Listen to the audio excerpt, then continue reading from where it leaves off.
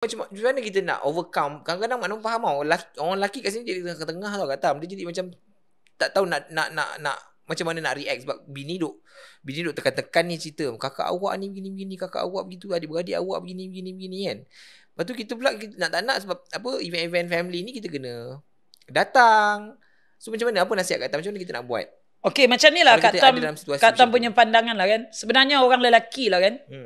Anda harus one step ahead you punya tahap pemikiran you daripada kita orang perempuan lah. Pertama sekali you kena menggunakan satu keupayaan you untuk mencari ikhtiar untuk nak tahu sejauh mana kebenaran permasalahan ni. Contohnya si Polan lah sikit pasal dia tak suka aku tak suka dia, macam-macam kan. So suami kena cari kebenaran cerita tu.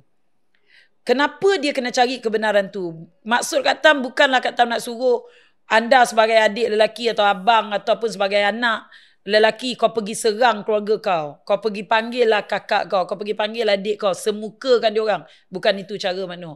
Kau semukakan sampai lebam pun memang takkan selesai. Sebab ini masalah jiwa. Hati tak puas.